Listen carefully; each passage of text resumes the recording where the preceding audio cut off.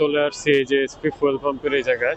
বর্তমানে বাংলাদেশের না হলো মিরপুরের সবচেয়ে ভালো পাম্প বলা যায়। আমি যাচ্ছি এখন এসপি ফুয়েল পাম্পে তেল নেওয়ার জন্য। তেল একদমই নাই, এক দাগ তেল আছে।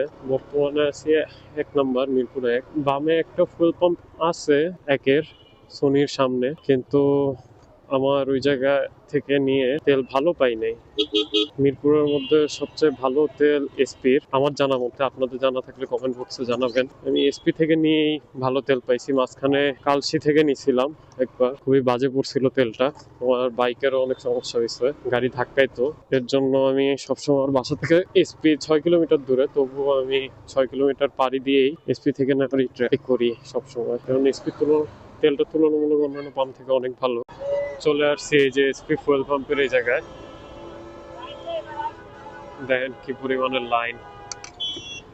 বর্তমানে এটাই বাংলাদেশের না হলো মিরপুরের সবচেয়ে ভালো পাম্প বলা যায়। যদি আপনাদের জানা থাকে অন্য কোনো পাম্প ভালো, আমাকে অবশ্যই জানাবেন। এসপিতে আসলে বিআরটিও অনেকদিন ধরে এই জায়গায় অভিযান চালিয়ে ওরকম কোনো আহামরি পায় নাই। লাস্টবার মেবি 5 ml কম বেশি পাইছে এসপিতে। এই পাম্পটায় অল টাইম ভিড় বেশি থাকে, তবুও ওই জায়গা থেকে নিলে গাড়িটা আসলে অনেক ভালো সার্ভিস দেয়। গাড়ির সাউন্ডই চেঞ্জ হয়ে যায়। যদি কেউ না নিয়ে থাকেন, আমার রেকমেন্ডেড থাকবে একবার নিয়ে দেখার।